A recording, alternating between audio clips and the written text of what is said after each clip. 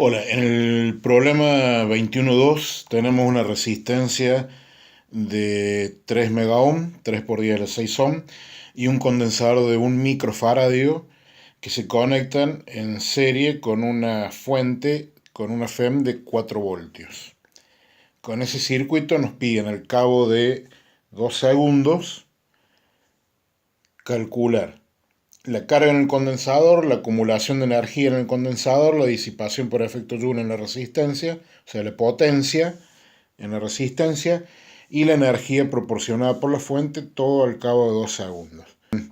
Para nosotros vamos a calcular también la carga para 2 segundos y las diferencias de potencial en el capacitor y en la resistencia. Lo que vamos a hacer es calcular primero la constante de tiempo del circuito, es decir, el tiempo en el que el capacitor se carga un 66,6% de su carga total o su diferencia de potencia al final. Para ello tenemos que multiplicar el valor de la resistencia por el valor de la capacidad y en este caso nos da una constante de tiempo de 3 segundos. En el capacitor siempre vamos a utilizar la relación que la carga en el capacitor es igual a la capacidad del mismo por la diferencia de potencial a sus bornes. ¿Cuál es la carga final en el capacitor? En el capacitor la carga final entonces es la capacidad por la diferencia de potencial final, y la diferencia de potencial final a un tiempo infinito es igual a la diferencia de potencial que me proporciona la fuente. Recordemos que la carga en el capacitor comienza desde 0 coulomb, se va elevando primero rápidamente, después más lentamente, y en un tiempo infinito, por eso tenemos acá una asíntota, en un tiempo infinito alcanza un valor igual a la capacidad por la FEM de la fuente. El valor de la carga en el capacitor en función del tiempo lo tenemos expresada en esta fórmula, de ahí reemplazamos los valores allí y llegamos que a los 2 segundos la carga en el capacitor es de 1,95 por 10 a la menos 6 coulomb. Ahora bien, ¿cuánto vale la diferencia de potencial a los bornes del capacitor para ese mismo tiempo? La diferencia de potencial a los bornes del capacitor tiene la diferencia de potencial a los bornes del capacitor tiene el mismo comportamiento en función del tiempo que la carga en el mismo.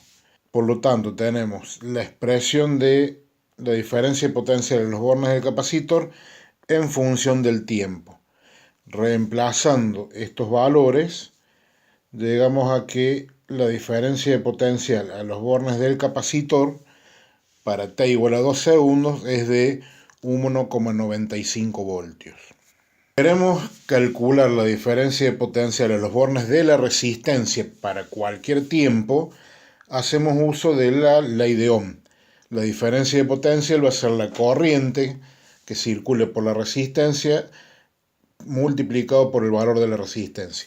En este caso, a diferencia de un circuito resistivo, tenemos que la corriente varía en función del tiempo. Por lo tanto, la diferencia de potencial a los bornes de la resistencia también varía en función del tiempo siguiendo la misma ley, la misma función. La corriente en función del tiempo comienza de un valor máximo igual a la diferencia de potencia de los bornes de la fuente sobre la resistencia, va disminuyendo en forma exponencial y tiene una asíntota en cero. Eso es la corriente. La diferencia de potencial será ese valor multiplicado por la resistencia, siguiendo la ley de Ohm. Reemplazando el valor de la corriente y multiplicándolo por la resistencia, obtenemos que a los 2 segundos la diferencia de potencial a los bornes de la resistencia es de 2,05 volts. Hay que hacer notar que esta diferencia de potencial, sumado a la diferencia de potencial de 1,95 volts que teníamos en el caso del capacitor, nos dan los 4 volts de diferencia de potencial que entrega la fuente. En todo momento debe verificarse esta relación, que diferencia de potencial de la fuente cae en el capacitor y en la resistencia, sumando la diferencia de potencial de la fuente. Ahora vamos a calcular la energía acumulada en el capacitor al cabo de 2 segundos. La energía acumulada en el capacitor la podemos expresar como un medio de la capacidad por la diferencia de potencial al cuadrado. La diferencia de potencial depende del tiempo. Entonces, ya calculamos la diferencia de potencial a los bornes del capacitor para los 2 segundos. Reemplazando todos los valores en la ecuación, llegamos a que la energía acumulada en el capacitor a t igual a 2 segundos es de 1,9 por 10 a la menos 6 Joule. La potencia en la resistencia habíamos visto que se podía expresar como I cuadrado por R. En este caso, de nuevo, a diferencia de un circuito resistivo en el cual la corriente es constante, en este caso la corriente varía en función del tiempo. Entonces vamos a calcular la corriente para 2 segundos y después eso lo vamos a reemplazar en el cálculo de la potencia. La corriente para 2 segundos sigue esta relación en la cual esta es la corriente máxima, reemplazamos los 2 segundos en el tiempo y obtenemos la corriente para los 2 segundos. La potencia es ese valor de corriente elevado al cuadrado multiplicado por la resistencia.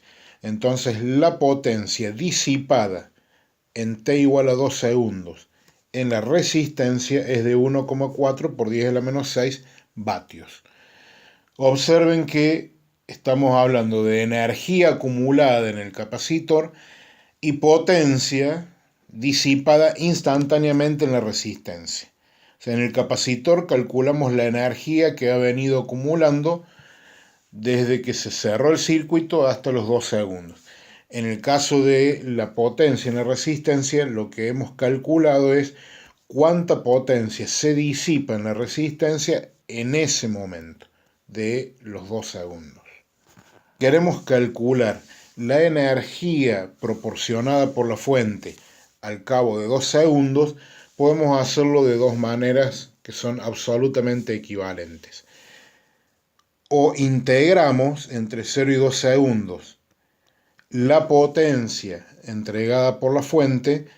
Recuerden que en este caso, como la corriente que entrega la fuente es variable, la potencia también es variable. La fuente no entrega siempre la misma potencia, sino que la potencia va disminuyendo con el tiempo porque la corriente disminuye con el tiempo. Entonces, una manera es integrar la potencia, diferencia el tiempo, y con eso obtenemos la energía. La otra manera es, habiendo calculado la energía acumulada en el capacitor al cabo de 2 segundos y calculando la energía disipada en la resistencia desde que se cierra el circuito hasta los 2 segundos, la suma de esas energías me va a dar la energía proporcionada por la fuente.